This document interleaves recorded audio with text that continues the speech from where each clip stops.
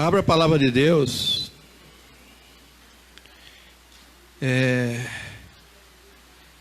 No livro de Eclesiastes, por favor.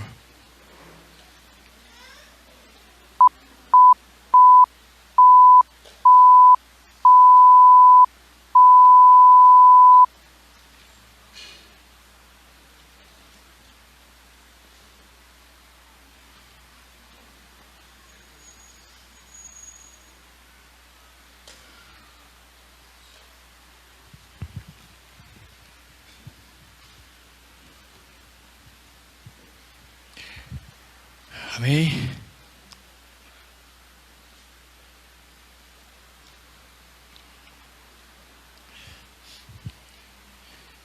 O livro de Eclesiastes, ele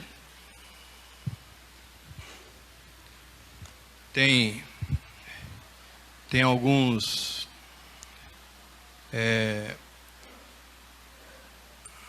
autores ou estudiosos que dizem que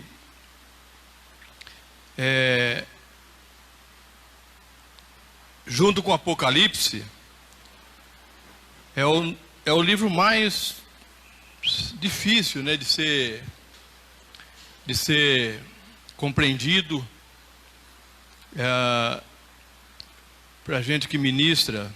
Até preparar um esboço nele não é uma tarefa muito fácil. Então eu queria pedir a graça de Deus e a atenção dos irmãos, ministrar alguma coisa nesse livro, fazer algo, uma panorâmica desses 12 capítulos, e que o Senhor possa ministrar aos nossos corações. Amém? Eu vou só para nos ajudar na condução da ministração, eu queria ler no capítulo 2 e versículo 11.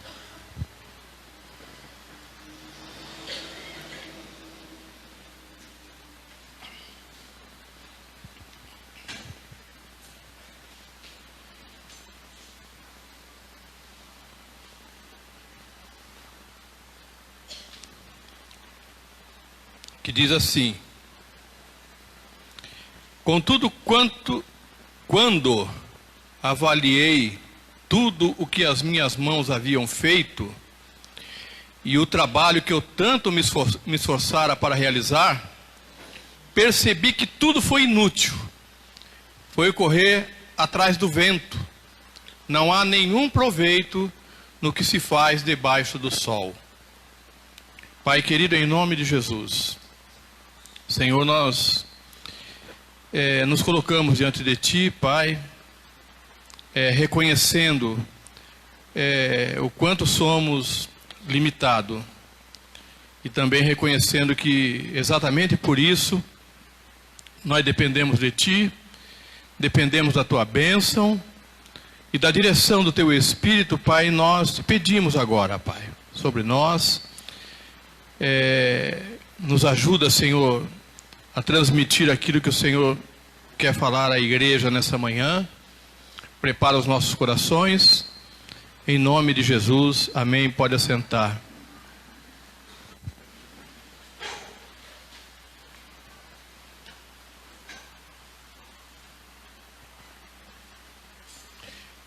Como disse, é um livro difícil de entender, difícil de compartilhar. Existe até, às vezes, controvérsias de quem foi o autor. A gente começa a ler o livro de Eclesiastes, alguns versículos nos dá convicção de que foi Salomão. Aí você vê outros versículos que coloca dúvida em relação a essa autoria. Eu particularmente, entendo que foi Salomão. Mas se você acha que não foi Salomão, isso não vai impedir de que a gente vá junto para o céu. Amém? Então fique tranquilo, se você entende que não foi Salomão que escreveu. Como eu penso que foi Salomão, eu vou sempre citar o nome dele aqui, tá bom? O tema desse livro, praticamente na sua totalidade, ele trata da inutilidade na busca né, de um sentido de vida. Esse é o tema principal. Em síntese, o livro nos ensina que a vida sem Deus é como correr atrás do vento. Será que alguém consegue correr atrás do vento e pegá-lo? Ser bem sucedido nisso? Aliás, esse termo é bastante usado aqui nesse livro. O nome Eclesiastes é uma tradução da palavra hebraica Coelete, que significa aquele que convoca uma assembleia. Aqui algumas versões falam de o pregador. É aquele que convoca uma assembleia. E ao longo do livro, o autor apresenta uma série de questionamentos, uma série de perguntas em relação ao significado, ao sentido da vida. Na verdade, essa é uma preocupação atual. Quem costuma aí ler ou pesquisar sobre filosofia, ele vê que é um tema recorrente entre os filósofos contemporâneos. Qual o significado da vida? Qual o sentido da vida? Por que eu estou aqui? O que eu estou fazendo aqui? Por que eu trabalho tanto? Por que eu faço isso? Por que eu falo aquilo? Aonde isso ou aquilo vai me levar? É um questionamento, é algo que persegue as pessoas. E a Bíblia traz um livro inteiro, escrito há milênios atrás, tratando exatamente dessa questão. Era algo que aqui já incomodava o coração de pessoas e o coração de Salomão, que era um sábio, o homem mais sábio depois de Jesus, que viveu nessa terra, com a sabedoria que Deus lhe deu. Fazendo aqui rapidamente um panorama de todo o livro, Eclesiastes de 1 a 2, Salomão fala da efemeridade da vida. Ele fala que a vida ela é passageira, ela é transitória. Ele relata várias tentativas que fez para encontrar o significado e sentido na vida. Buscou entender no trabalho, no prazer, edificando obras, acumulando riquezas, mas no fim descobriu que todas essas coisas não traziam para ele nenhum tipo de satisfação. No capítulo 3, Salomão explica que coisas boas e ruins acontecem a todas as pessoas e que as obras do homem não perduram e são limitadas pelo tempo, e que as obras de Deus, essas sim são eternas. Amém? Do capítulo 4 ao 8, Salomão fala da opressão ao próximo. O homem que oprime o outro. Fala também do acúmulo de riquezas, simplesmente para ter mais do que os outros, e fala também daqueles que deixam de buscar a sabedoria. Ensina também que, embora esta vida seja temporária a todos, e que um dia todos morrerão, há coisas que podemos fazer para encontrar contentamento nessa vida. Amém? Isso está lá em Eclesiastes 4:8. Do 9 ao 10, Salomão fala da diligência no trabalho, e que tanto os iníquos quanto os justos passarão por tragédias. A gente vê aí o coronavírus, né? Não perdoa ninguém. Países ricos, países pobres, pessoas ricas, pessoas pobres estão vivendo o drama, né, de conviver com algo, inclusive, até agora ainda desconhecido. A ciência não tem ainda muita informação em relação a esse vírus. Eclesiastes, de 11 a 12, Salomão conclui que, ao contrário da maioria das coisas na vida, a obediência aos mandamentos de Deus é de importância que dura, é de importância duradoura, pois um dia todos morreremos, nosso espírito voltará a Deus. E ele fala que Deus irá julgar a todos, segundo as suas obras, segundo aquilo que cada um fez no decorrer dessa vida terrena, dessa vida mortal, dessa vida debaixo do sol, né, que é o termo bastante usado nesse livro aqui. Então, amados, é assim, queridos. O nosso jeito de viver, a forma como nós nos comportamos na nossa vida, ela expressa, ela é a expressão do que nós acreditamos em relação ao sentido da vida. Repito, o jeito que nós vivemos, a maneira que nós nos comportamos com a vida, expressa o que nós acreditamos em relação ao significado e em relação ao sentido da vida. E ainda assim, se a gente for aqui perguntar para cada um tem esses tipos de interrogações. E buscam entender qual é o significado, qual é o sentido da vida, por vários caminhos. Por vários caminhos. E Salomão fala sobre isso aqui. E eu queria alistar alguns, compartilhar alguns com os irmãos. O primeiro, eu vou citando alguns versículos aqui, amados, vocês não precisam ler, não precisam abrir, né? Presta atenção, depois vocês em casa vocês vão ler. Então, o primeiro aqui que a gente alista, que Salomão foi tentar entender, e hoje também muitas vezes é assim entre nós, ele foi ver, ele verificou nas suas pesquisas, ele verificou que muitos buscam significado, buscam o sentido da vida no trabalho. É trabalho, tudo pelo trabalho, o trabalho é tudo, eu preciso me envolver com o trabalho. Olha o que ele diz aqui no capítulo 2, no versículo 22 e 23. Que proveito tem um homem de todo o esforço e de toda a ansiedade com que trabalha debaixo do sol? Durante toda a sua vida, seu trabalho não passa de dor e tristeza. Mesmo à noite, a sua mente não descansa. Isso também é um absurdo. Salomão fala aqui. E ele fala por experiência própria. Interessante aqui que tudo que Salomão fala aqui é porque ele viveu. E não é assim.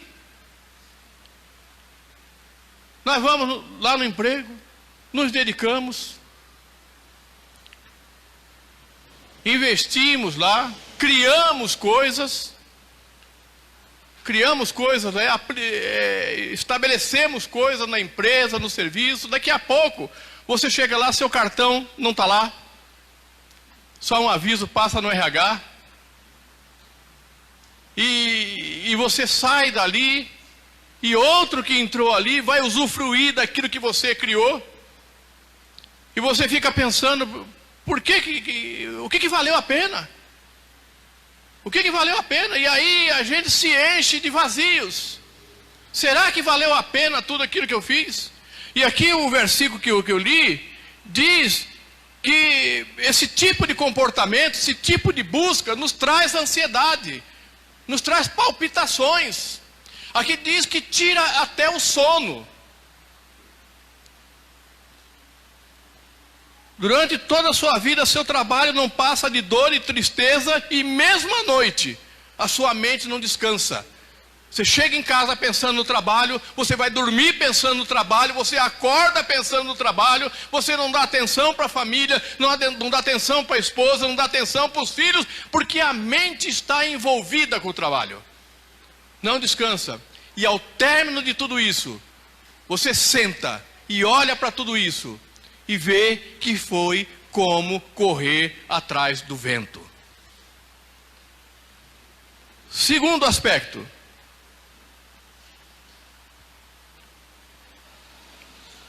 O conhecimento. Então Salomão pensou assim: não é o trabalho. Não é o trabalho que dá significado à vida. Então deve ser a sabedoria. Deve ser o conhecimento. Nós vivemos numa época assim, onde nós temos que ter conhecimento. A educação é a razão, é a resolução de todos os problemas. A sabedoria tem que ser buscada a todo custo. Não é o que a gente sempre ouve? Nunca nós recebemos tanta informação como nós recebemos agora. E nunca, apesar de todas as informações, nunca aumentou tanto o número de pessoas depressivas, de pessoas que não sabem para onde está andando e para onde vai, com todo o conhecimento que adquiriram. Adquire esse conhecimento, adquire-se sabedoria, enche-se de informação, e depois pega todas essas informações e coloca numa mesa, e você olha assim: eu estou correndo atrás do vento. Nós somos tomados novamente pelo vazio.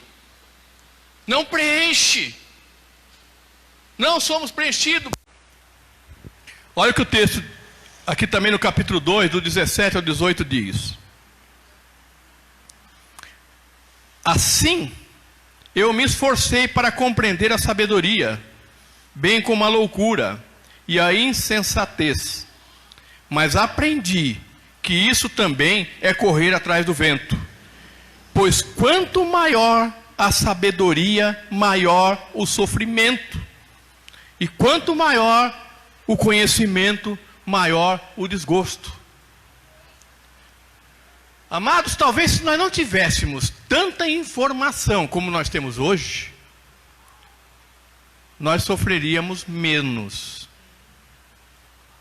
O conhecimento, o acúmulo de conhecimento, gera em nós maior responsabilidade. Ou cobra de nós, ou espera de nós maior responsabilidade. Porque aquilo que a gente não conhece não nos aflige. Quer ver um exemplo que não tem a ver com sabedoria, mas só para ilustrar? Eu, quando era pequeno, a gente ia no açougue e comprava 2 tipos de carne: carne com osso e carne sem osso. Era assim, minha mãe falava: Mário, vai lá e compra, não sei se era cruzeiro, tantos cruzeiros de carne com osso. Então vinha para cá carne com osso. Quando a maré estava melhor, ela mandava comprar carne sem osso. Aí fazia aquele bifão, a cebolada que a gente comia e tal, e ficava esperando a frigideira para passar o arroz na frigideira, que ficava gostoso. Não é, Luciana? É uma delícia, aquele bife temperado com alho, cebola, né? E depois da fritura, aí você faz um risoto na frigideira que você fritou. Nossa, isso é maravilhoso, né? Era uma delícia. Mas de repente você descobre a picanha. Aí você descobre o miolo de alcatra, o filé mignon. Aí aquela carninha gostosa que a mamãe fazia já não serve mais. Porque agora eu conheço a picanha. O dia que eu vi falar picanha pela primeira vez, era um palavrão aquilo. Que é isso? Você não comeu? Eu falei: não. Você nunca foi na churrascaria? Não. É um que tem uma gordura do lado. Eu falei: rapaz, um dia eu vou comer essa tal da picanha, rapaz. E não é que ela é boa mesmo? E é boa. Mas eu não estava nem aí com a picanha quando eu não sabia que ela existia. É mais ou menos isso, amado, que o texto está dizendo aqui. Que por quanto maior, pois quanto maior a sabedoria, maior é o sofrimento. Maior é a cobrança que nós nos impomos a nós mesmos. A responsabilidade pelo conhecimento. E quanto maior o conhecimento, mais nós ficamos desgostosos. maior é o desgosto. Aí Salomão fala assim, bom, o trabalho não é, e também não adianta conhecimento, porque o vazio continua. Não está aí o significado. Não está aí, não é nisso que está o sentido da vida. Então, quem sabe, se eu buscar prazer, talvez seja isso, né? Eu vou me cair de cabeça no prazer. É outra pregação atual. É outra pregação atual. Amados, tem famílias sendo destruídas porque o cônjuge fala, eu tenho direito de ser feliz, né? Eu vou buscar prazer, eu tenho que viver a minha vida. Eu estou numa prisão aqui, estou no cárcere aqui, e eu tenho direito, então eu vou... Aí abandona filho, filhas. A busca de prazer, normalmente, ela é egoísta, porque a gente pensa só em nós mesmos. Quem foca a vida na busca do prazer, ele está preocupado consigo mesmo. Ele não importa se o que vai acontecer com as outras pessoas quando ele busca o prazer. E é o que nós vivemos hoje. A escalada de licenciosidade que nós vivemos hoje na atualidade é resultado disso. Porque a pessoa começa a fazer alguma coisa para preencher os seus vazios, busca prazer na vida, só que amanhã ele está entojado com aquilo. Ele já cansou daquilo, aí tem que buscar mais. Aí ele cria outras coisas. Aí uma semana depois, aquilo já entojou também. Já se viu entojado com comida? Né? Aí você não quer mais. Aí você tem que buscar outra coisa. E mais, e mais. Aí, olha o que a palavra de Deus diz. Olha o que Salomão fez. Falou. Ele diz assim, pensei comigo mesmo.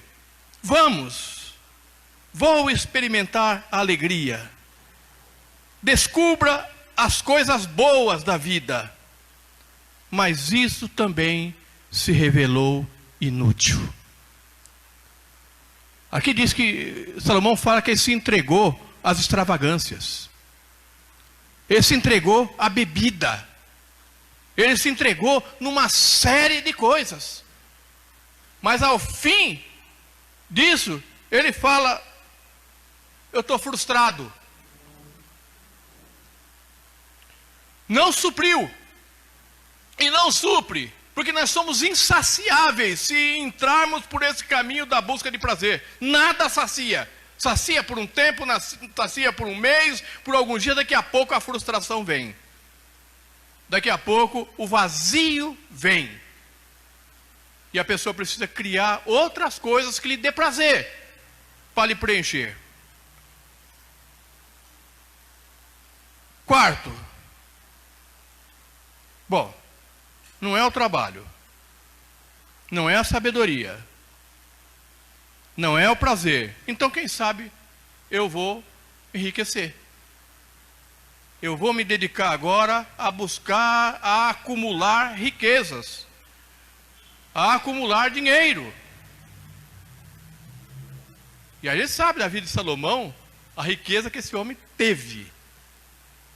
Vinha reis, rainhas de todo mundo para ouvir dele, para ouvir a sabedoria dele, e era costume na época de quando você visitava alguém, você levava, um rei levava presentes para esse rei anfitrião. Então, além da riqueza que ele tinha, que Deus já havia dado para ele recebia, ele fez alianças no mundo todo. E nessas alianças, ele foi a cada dia mais enriquecendo. Acumulando bens, acumulando riquezas. E não é assim, amados, que acontece nos nossos dias. É a busca do dinheiro pelo dinheiro. Só que tem uma coisa, amado. Eu estava conversando com, ele não está aqui, com meu filho, com o pastor Mer. Várias pessoas essa semana, da noite para o dia, ficaram pobres. Porque a bolsa despencou da noite para o dia. E tem pessoas, eu estava ouvindo de alguém, que ele é filho de um investidor da bolsa. O pai dele, eu estava ouvindo no rádio e falou que o pai dele, ele optou a vida toda em trabalhar no mercado financeiro. Então ele experimentou a seguinte situação. Eu tinha dia que eu estava pobre, não tinha comida em casa. Aí no outro dia eu estava passeando com meus pais lá em Miami. Aí na semana que vem faltava comida lá em casa novamente, de novo. Então eu passei a vida sendo pobre e sendo rico. Com altos e baixos. Porque dependia das oscilações do mercado financeiro. E é assim, eu estava ouvindo também ontem, que esse momento agora, quem tem fôlego, é uma cultura de Darwin, da sobrevivência do mais forte. Então quem tem fôlego e que tem recursos, vai comprar ações daquele que perdeu tudo. Que está na bagatela. Para guardar, para enriquecer lá na frente. E Salomão, quando olhou nessa busca insana pelo dinheiro, ele diz, nada disso adianta. Também não adiantou. O vazio continua. Eu ainda sinto a inutilidade, a falta de significado na vida. E olha o texto aqui que em 5:10, no capítulo 5, versículo 10, ele diz assim, quem ama o dinheiro jamais terá o suficiente. Quem ama as riquezas jamais ficará satisfeito com seus rendimentos. Isso também não faz sentido. Ah, mas não é o dinheiro. Então quem sabe é a busca do poder. Então eu vou me tornar poderoso. Talvez isso, eu subjugando o outro, eu exercendo domínio sobre as outras pessoas, isso vai preencher, isso vai me dar um significado. Talvez esse seja o significado da minha vida. Em 2:9 ele diz assim, tornei-me mais famoso e poderoso do que todos os que viveram em Jerusalém antes de mim, conservando comigo a minha sabedoria. Então, olha aqui a frase dele, eu tornei-me mais famoso e poderoso. Mas é enganoso. Nós vimos determinado partido, determinado presidente, políticos, há pouco tempo, aplaudido no mundo todo. Acabou, conta. E agora a gente lê aí que o partido está buscando uma maneira de sobreviver. Não estou falando de política aqui não, Amato, só um exemplo, viu? E hoje tem um outro partido e um outro governante. E daqui a pouco, ele vai deixar lá. E outro vai assumir. O poder, nessa perspectiva humana, nessa perspectiva terrena, ele é transitório. Ele é enganoso. E por ser transitório e enganoso, não faz sentido. É correr atrás do vento. Ele acaba em vazio. E sexto, a conclusão. E aqui eu começo, amado, a tratar essas questões, que até aqui são questões na perspectiva humana, na perspectiva de um homem caído, e ele passa agora, mas ainda na sua queda, ele reconhece algumas coisas. E eu queria compartilhar com os irmãos agora, na perspectiva de Deus.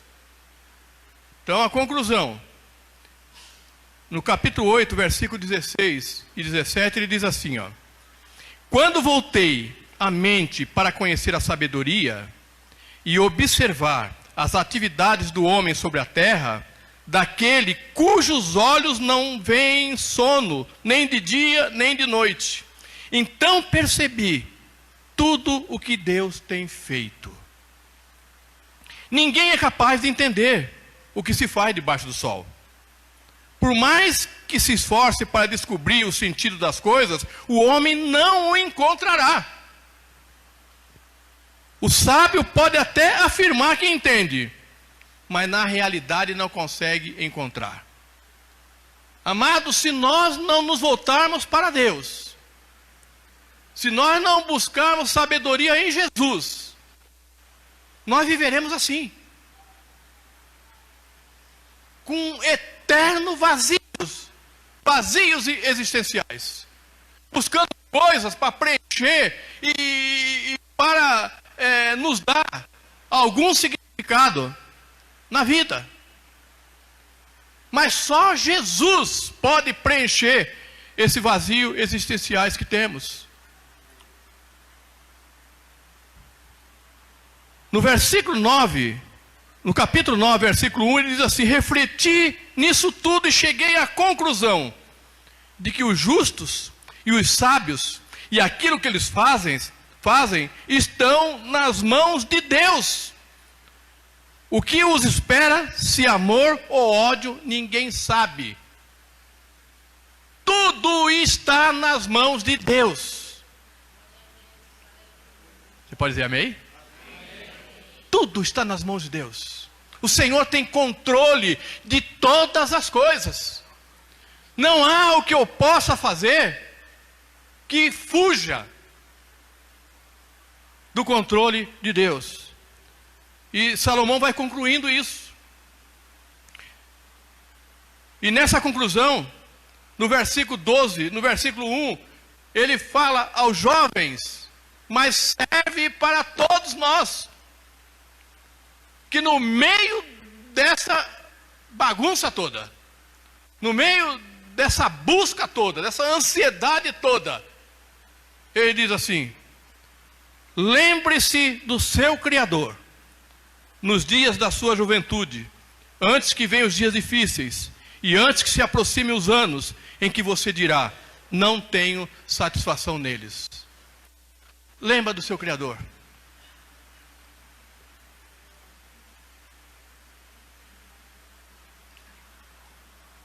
Ele vai concluindo.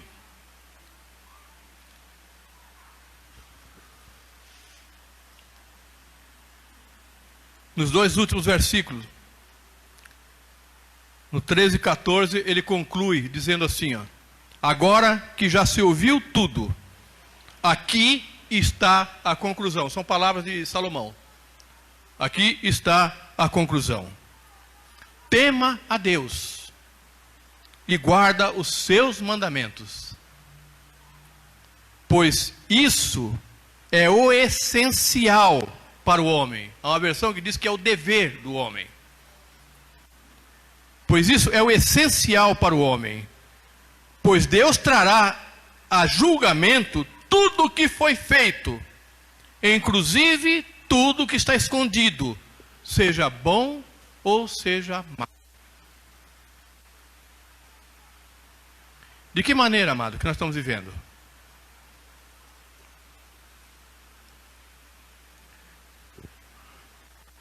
Como tem sido a nossa busca?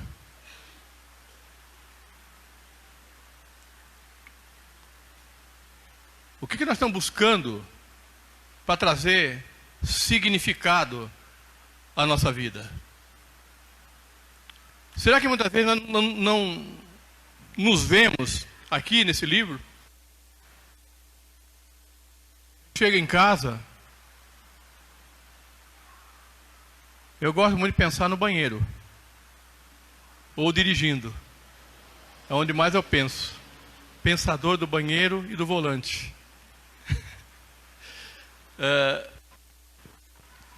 Mas quantas vezes, vamos ser sinceros, mano, e bate essas interrogações: vale a pena? Por que eu estou fazendo isso?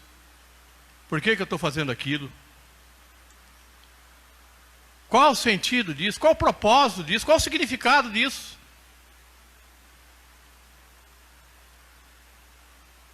E aqui, amados, eu queria compartilhar com os irmãos algumas aplicações em relação a isso, seguindo os tópicos que mencionamos aqui, e citando textos bíblicos. A palavra de Deus tem resposta para tudo, amado. A palavra de Deus tem resposta para tudo. Você não entendeu. A palavra de Deus tem resposta para tudo. Amém. Glória a Deus. O pastor Marcelo, ele fala aqui sobre o trabalho, né? Que o trabalho, ele colocou que tudo, inclusive o trabalho, para o cristão, ele é espiritual. Então exerça seu trabalho dessa forma. Tenha propósito no seu trabalho. Não é trabalhar por trabalhar.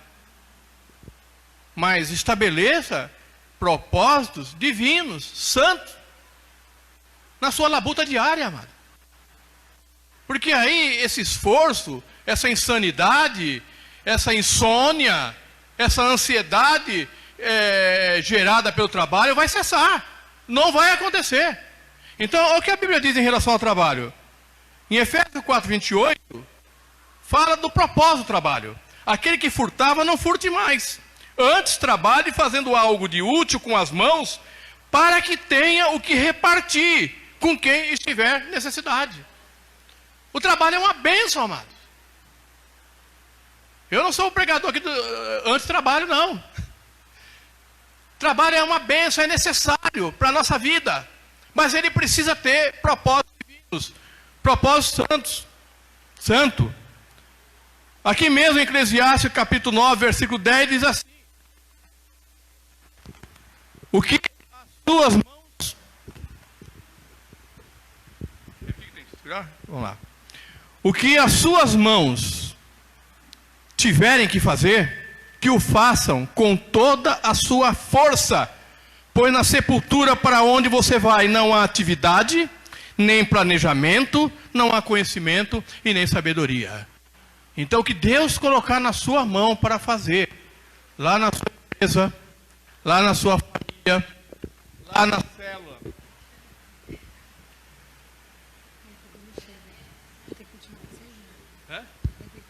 Não, fica tranquilo. Vai lá, vai picotando, é bênção. Lá na célula, aqui na igreja, alguma coisa Deus coloca na sua mão para fazer. Faça com todo o empenho, faça com toda a dedicação. Porque é assim, amado, é aqui, é debaixo do sol. É nessa vida. Porque no céu não vai ter célula. No céu não vai ter empresa.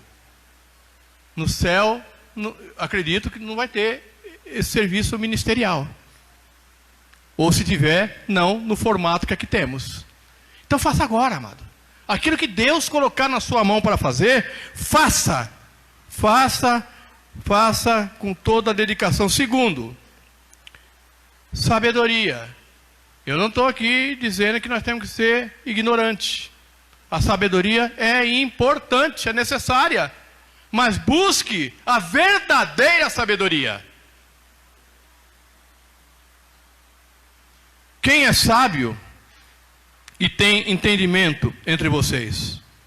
Que o demonstre por seu bom procedimento, mediante obras praticadas com a humildade que provém da sabedoria.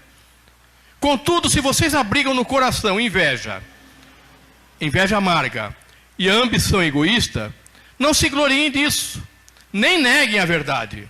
Esse tipo de sabedoria não vem do céu, mas é terrena, não é espiritual e é demoníaca. Pois onde há inveja e ambição egoísta, aí há confusão e toda espécie de males.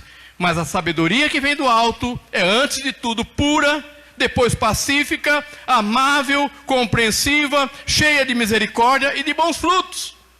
Imparcial e sincera, Tiago 3, dos 13 ao 17. Busquemos a sabedoria do alto. A palavra de Deus diz que quem não tem, pede que o Senhor dá de forma liberal. Essa sabedoria nós temos que buscar. É ela que vai conduzir as nossas vidas. É ela que vai nos fazer entender o porquê que nós estamos aqui. Qual o significado? Terceiro, não há problema nenhum em você ter prazer. Mas busque o prazer na perspectiva de Deus. Amém? Amém, meu. Busque na perspectiva de Deus. Assim, descobri que o melhor e o que vale a pena é comer, beber e desfrutar o resultado de todo o esforço que se faz debaixo do sol, durante os poucos dias de vida que Deus dá ao homem, pois essa é a sua recompensa. E quando Deus concede riquezas e bens a alguém, e o capacita a desfrutá-los, a aceitar a sua sorte e ser feliz em seu trabalho, isso é um presente de Deus. Amém? Isso é um presente de Deus. Raramente essa pessoa reflete no fato de que sua vida é curta, porque Deus o mantém ocupado com a alegria do coração. Aleluia! Busque o prazer que a presença de Deus nos dá. Ele quer que tenhamos prazer, sim. Mas qual prazer? Que tipo de prazer? Aonde estamos buscando esse prazer? Busque o prazer no Senhor. Quarto, não faça do teu dinheiro um Deus. Também não estou pregando contra o dinheiro. Eu queria ter mais do que tenho. Não é isso. Mas pouco ou muito não pode ser um Deus na minha vida. Ele não pode conduzir a minha vida. Então não faça do dinheiro um Deus. Melhor é contentar-se com o que os olhos veem. Na nova tradução de hoje, linguagem de hoje, diz que é melhor contentar com o que tem. Então, melhor contentar-se com o que os olhos veem do que sonhar com o que se deseja.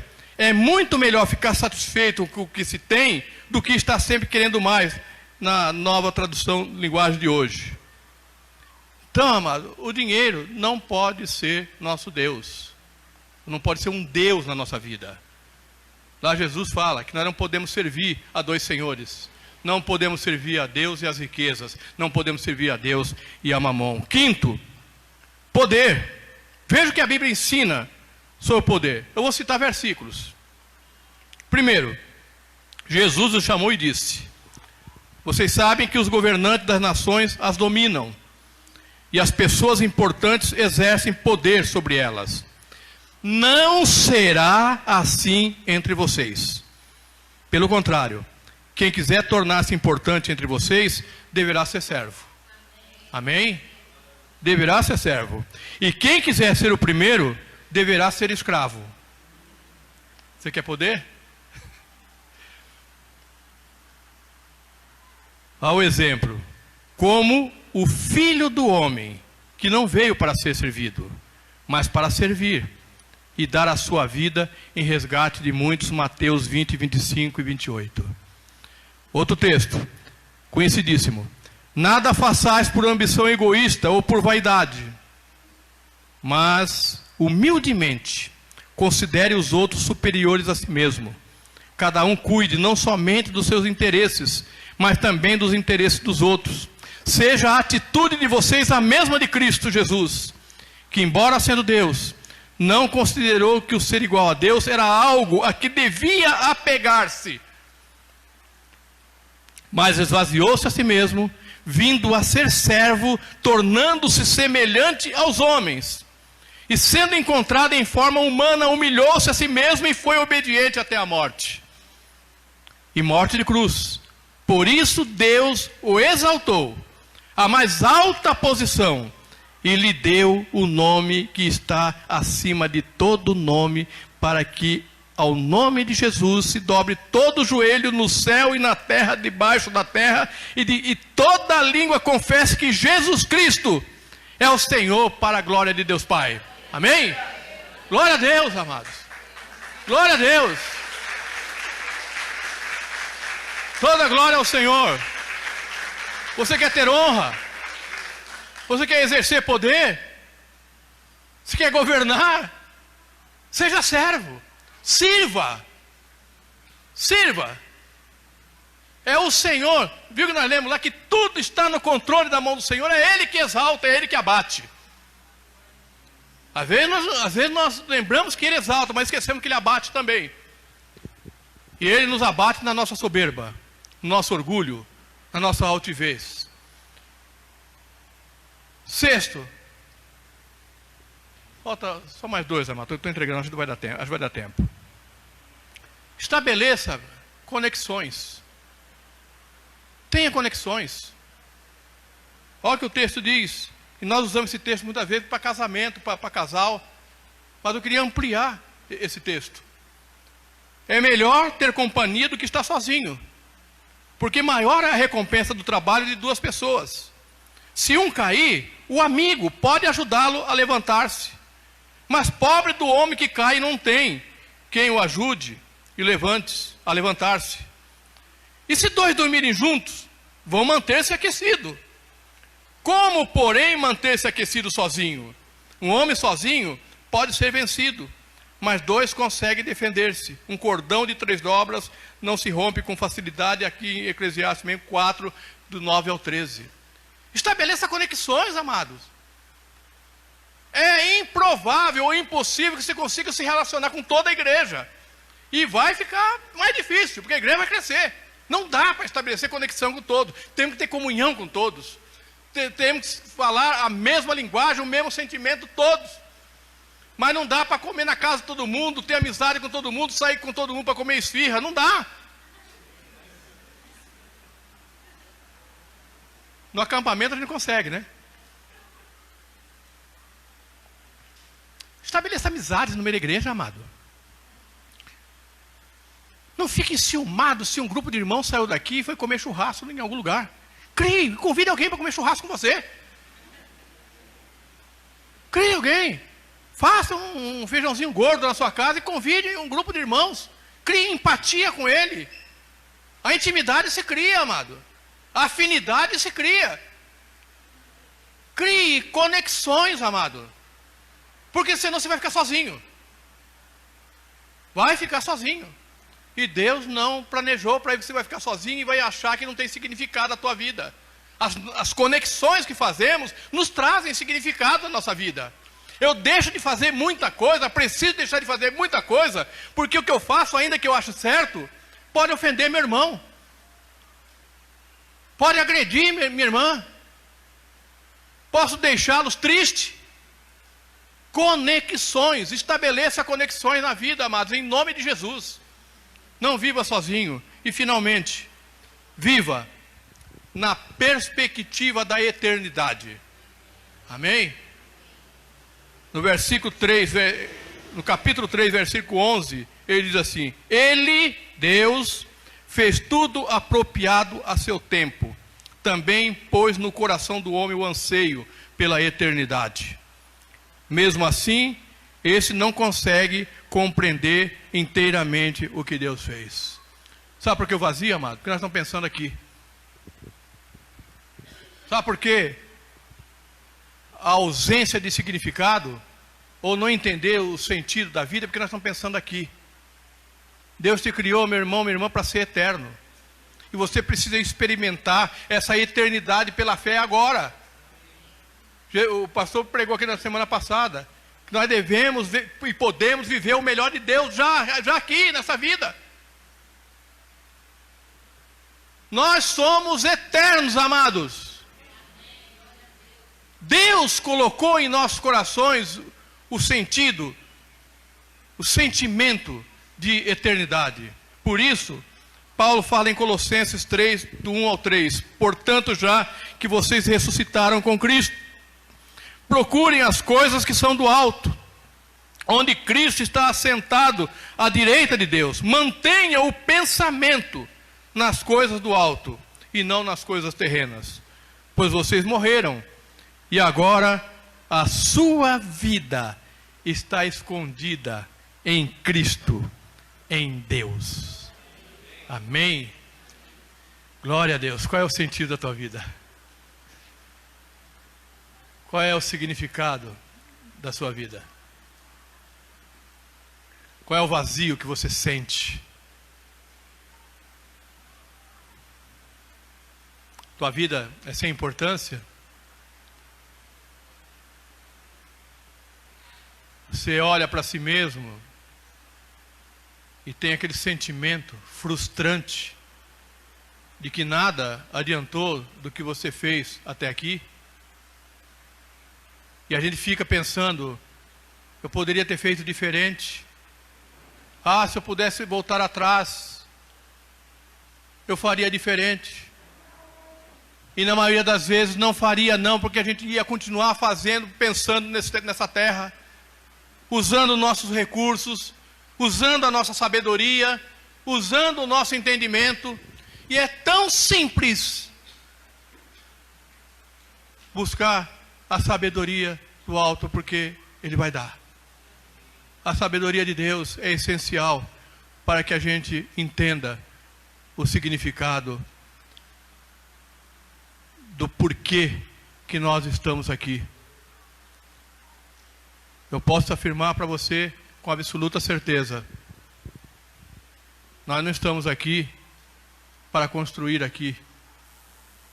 Nós estamos aqui de passagem, mas você é peregrino, você é forasteiro. Há algo excelente, há algo poderoso além dessa mesmice que aqui está. Mas é assim, amados, nós já podemos antever uma porcentagem minúscula, pequena, já aqui, daquilo que nós vamos viver. É trazendo Jesus para a nossa vida, é trazendo Jesus para o nosso trabalho, é trazendo Jesus na busca de sabedoria, é trazendo Jesus para a busca de prazer, é trazendo Jesus para o nosso dinheiro, nos nossos relacionamentos.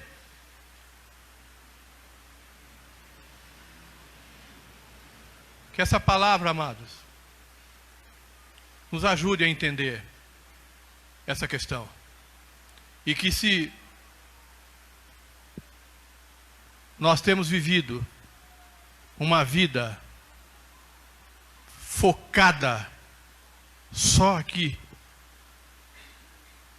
se muitas vezes nós nos esforçamos e no fim do dia é enfado, é canseira, é frustração, ansiedade, culpa.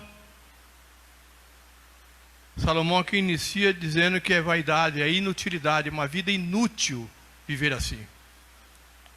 É como correr atrás do vento. Mas nós não estamos correndo atrás do vento. Nós estamos seguindo o Rei dos Reis. Nós estamos seguindo o Senhor dos Senhores. Nós estamos seguindo a Jesus. Aquele que morreu, que deu a sua vida por nós. Aquele que disse que se nós buscássemos o seu reino acima das outras coisas, primeiramente o reino de Deus, Ele acrescentaria na nossa vida já aqui. E nos prometeu a vida eterna. Amém? Que a gente possa viver essa realidade, que a gente possa viver isso, em nome de Jesus. Eu quero orar com você.